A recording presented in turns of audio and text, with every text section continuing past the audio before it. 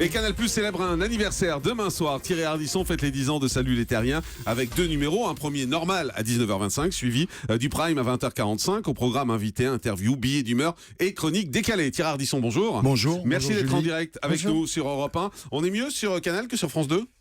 Écoutez, moi personnellement, j'ai pas à m'en plaindre. D'ailleurs, je voulais quand même signaler un truc, c'est que finalement, il y a 10 ans, j'étais viré de France 2 par monsieur de Carolis et monsieur Bastien Milot, au titre finalement qu'il aurait été malhonnête de faire à la fois 93 Faubourg Saint-Honoré et en même temps, tout le monde en parle sur France 2. Donc j'étais accusé d'une certaine malhonnêteté, soi-disant pour ça. Aujourd'hui, je vois qu'ils sont mis en examen tous les deux, et moi je me porte très bien sur Canal. Donc finalement, la vie est belle. Voilà, mise en examen, c'est pas condamné. Hein. Il y a la présomption d'innocence. Voilà. Et moi, le malhonnête, je me porte très bien sur Canal. Donc je voulais saluer tous les deux. Ce matin, j'ai une pensée particulière pour eux. Voilà, les vacheries commencent. C'est Thierry Ardisson en plateforme, c'est bien. Il est pire que moi, alors c'est toujours compliqué de l'interroger parce que moi j'aime balancer, mais lui il est pire. Mais c'est vrai. Qu'est-ce qui est bien sur Canal ? Vous avez une vraie liberté ? Oui, franchement, c'est pas pour dire, mais des fois, il y a même personne de Canal qui vient au tournage, quoi. Ah oui, d'accord. Ils ont du boulot avec le Grand Journal, faut dire. Donc, voilà, deuxième, c'est parti. Et ça vous donne pas envie d'ailleurs d'y aller au Grand Journal ? Je vous le demande à chaque fois, mais c'est vrai je vous fais la même réponse. Franchement, c'est vrai. C'est-à-dire que je fais tout avec beaucoup de minutie. Moi, je suis vraiment un maniaque, mais grave. Si je faisais une quotidienne, je me lèverais à 5h30 le matin, je me coucherais à minuit le soir. Minuit et demi. Donc ce que je veux dire, c'est que je pourrais pas. L'avantage d'une hebdo, c'est que je la peaufine, je la bichonne, je travaille. Et le reste du temps, je m'occupe de mes activités cinéma et fiction. Je sais que je ne suis pas encore Daryl Zanuck. Mais vos audiences sont très bonnes. Ouais. Attendez, on s'est quand même chopé le rugby. Non, mais globalement, on fait la moyenne. On fait la moyenne globalement. Oui, je tiens quand même à dire une chose. Non, mais je sais que vous êtes très attentif sur les audiences. C'est que le public de Canal, dès qu'il y a du sport ailleurs, il va. Voilà. C'est pas de ma faute, moi j'y vais pas. Mais je vois par exemple le 10 novembre vous faisiez 1,7 million, le 12 janvier 1,680 000, 19 octobre 1,432 000, c'est-à-dire que vous faites plus que le Grand Journal aujourd'hui, même si c'est pas le même jour, c'est pas en semaine, voilà, la concurrence est pas la même, mais malgré tout vous faites plus, et ça vous fait pas envie. Vous, Thierry Ardisson qui aimez les défis, vous vous dites pas, tiens, je vais proposer une quotidienne. Non, parce que mon nouveau défi, depuis déjà un certain nombre d'années, c'est la fiction. J'ai fait un film qui s'appelle Max, j'ai coproduit un film qui s'appelle Les Souvenirs, qui a fait 1 million d'entrées. J'ai eu Péplum sur M6, j'ai une autre série sur M6 qui est une vraie série à l'américaine, j'ai d'autres projets de cinéma. Je veux dire, voilà, ça veut pas dire que je m'occupe plus de la télé, j'adore faire ça. Comme le jeudi quand j'arrive sur le plateau, je suis très heureux. Mais de là à faire ça tous les jours, non. C'est bien le Grand Journal ?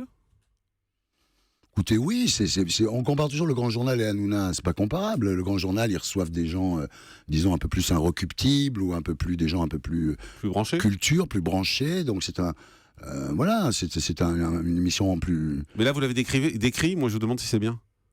Moi, vous savez, j'ai pas le temps de regarder. Non, vous ne le faites pas ça. Non. Vous en pensez quoi ? Je pense qu'ils vont tout changer pour la rentrée et qu'effectivement, il faut que le Grand Journal se renouvelle. Mais tout le monde le sait. Il n'y a pas que moi qui le dis. J'imagine que Rodolphe Belmer l'a dit à Renaud Levanquim. Salut les Terriens. Vous allez changer des choses à la rentrée, vous, justement ? Ou vous trouvez que ça marche bien comme ça ? Non, il y aurait une chose qui changerait beaucoup les choses.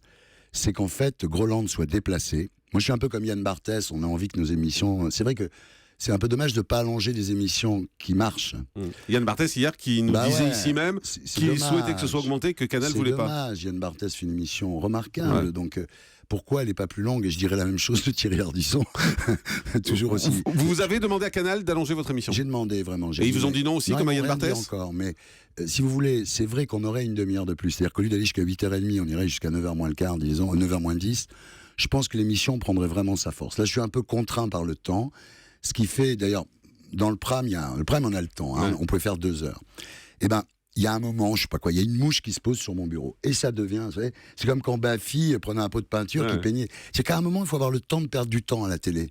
Et dans les terriens, on n'a pas le temps de perdre de temps. Voilà. Et moi, j'aimerais avoir un peu plus de temps. Maintenant, ça va, je vais pas faire une non, maladie. bien sûr, mais il protège Groland, en fait, c'est quoi ? Je sais pas, non mais Groland, c'est vrai, c'est un vrai morceau de la vraie croix. C'est-à-dire, c'est comme Antoine Decaune ou Michel Denisot, c'est les historiques. Donc, ils veulent préserver cette partie de l'ADN de Canal, ce que je comprends tout à fait. Mais vous souhaitez que ce soit déplacé pour prendre vu que c'est un truc qui plaît vraiment, ça pourrait être encrypté, je sais pas. Enfin, je suis pas moi qui dirige la chaîne, mais moi, j'ai vraiment... Alors, en échange de quoi ? Bon, l'émission sera, à mon avis, pas rallongée, pas plus que celle de Yann. En revanche, c'est vrai que si ce prime time marche bien, j'espère qu'on en aura d'autres parce que moi j'ai pris vraiment beaucoup de plaisir à le faire. Pour les gens qui vont peut-être vous regarder demain, qu'est-ce qui différencie le prime time de l'hebdo ? Déjà, si vous voulez... À part que vous gagnez plus d'argent. Oui, on passe en crypté. Il y a une partie en clair. Et puis après, c'est encrypté. Après, il faut être abonné à Canal. C'est normal, hein, bon. Et c'est logique. Si vous voulez, il y a Florence Foresti qui m'imite, donc c'est quand même assez drôle parce que franchement, elle est excellente. Il y a Nicolas Bedos qui a écrit des paroles sur une musique de Barbara pour Doria, et Doria Tillier fait Barbara, et franchement, c'est très étonnant. Il y a Cyril Hanouna qui a 55 ans, donc il a dit à un homme politique en 2016, est-ce que Sucé s'est trompé ? Le mec s'est énervé. Ça, on l'a tourné avec Thierry Solaire, ça lui a dit. Le mec s'est énervé. Cyril, ça fait un scandale, alors que moi, à mon époque, c'est pas un scandale. Cyril a été viré, il s'est reconverti dans le business des roses, parce qu'il a quand même une tête de marchand de roses pakistanais. Et il le dit souvent, c'est pour ça que... Oui, je sais bien. Et Cyril s'avère être un acteur extraordinaire, vraiment. Il a pris la voix de Navarro, là. Il est vraiment flippé, quoi. C'est le mec qui a, un jour, sa carrière s'est explosée. Ouais, c'est donc l'émission hebdo, grand format, avec plus de stars, avec plus de gens, plus de délire. Voilà, exactement. C'est-à-dire qu'il y a une liberté qu'on n'a peut-être pas. On a aussi des moyens, il faut dire les choses qu'on n'a pas. On a un décor qui est magnifique, ça serait dommage qu'il ne serve plus. C'est ce que j'ai dit à Canal, vu le prix du décor. D'accord. Donc vous poussez. Je pousse, moi, vous savez, je suis comme ça. Moi. Mais je pousse, c'est pourquoi je pousse. Je pousse parce que j'ai toujours envie de faire de la télé. C'est formidable. Ça fait 30 ans que oui, vous avez envie, mais vous vieillissez, non, Thierry Ardisson ? Parce que avant, attendez, je vous explique pourquoi. Laissez ma phrase se terminer. Parce qu'à une époque, vous aviez plein d'ennemis. Vous étiez fâché avec Sublet, vous étiez fâché avec Fogiel, etc. Là, vous vous réconciliez avec tout le monde. Je me réconcilie. C'est l'âge, c'est quoi ? Non, c'est pas l'âge, c'est les réseaux sociaux. C'est-à-dire, je me suis aperçu que maintenant, avec les réseaux sociaux, la Twitter et tout ça, moi, j'y suis pas. Hein, mais je me suis aperçu qu'en fait, les choses prenaient une ampleur extraordinaire et qu'à un moment, on parlait plus de ma fâcherie avec Sublet, de ma réconciliation avec Fogiel, etc., que de ce que je fais, voilà. Donc je me suis dit, mais attends, et puis les gens disaient, il fait ça pour se rendre intéressant. Franchement, j'ai pas besoin de ça pour me rendre intéressant. Dit-il modestement.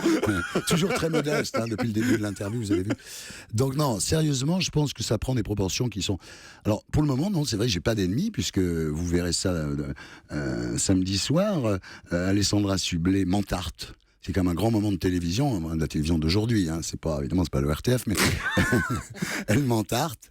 Et donc tout est fini. Donc vous êtes réconcilié avec Sublet, vous êtes réconcilié avec Fogiel, vous êtes excusé auprès de Laurence Boccolini. Ça c'était, ça franchement, surtout qu'en plus on faisait une émission ensemble, donc il y avait vraiment pas de malveillance. Et d'ailleurs, on a fait cette émission pour TF1 qui s'appelle Le Blind Test, produit par Shine. Et vraiment, Laurence a été exceptionnelle, franchement. C'est-à-dire que quand elle arrive sur le plateau, elle devient rayonnante, elle est, mais vraiment, et puis drôle, elle connaît toutes les chansons par cœur. C'est-à-dire que ça soit en français, en anglais, en italien, elle chante tout. Elle a cette autorité qu'on lui connaît pour dire à un candidat, dites-moi, vous là. Elle est, je crois que tout le monde va être très, très heureusement surpris par Boccolini. Donc plus d'ennemis à la télé ? Je sais pas, peut-être vous, mais je cherche encore pourquoi. On va trouver. Je me demande.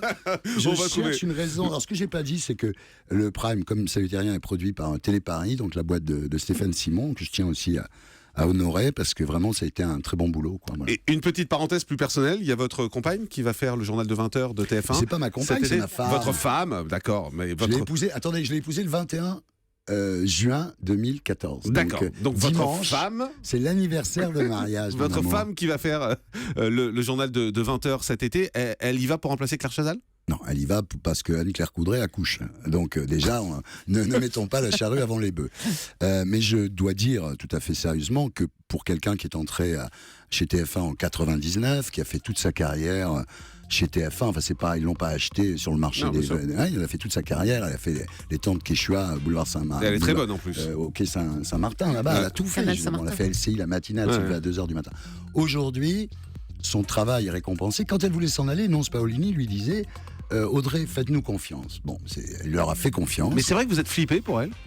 Flippé, disons non, je suis pas flippé, disons que je suis derrière elle, je vais passer mon été à Paris pour la soutenir, pour l'encourager, voilà. Mais elle est très bonne en plus, donc il n'y a pas de souci. Elle est très bonne, mais vous savez, c'est comme ça, quand elle fait le journal d'LCI, voilà, et puis à TF1, quand vous entendez le générique du 20h de TF1, vous vous rappelez quand vous étiez petit que vous regardiez ça, quoi. C'est un truc, il va y avoir une seconde où elle va être en l'air, quoi.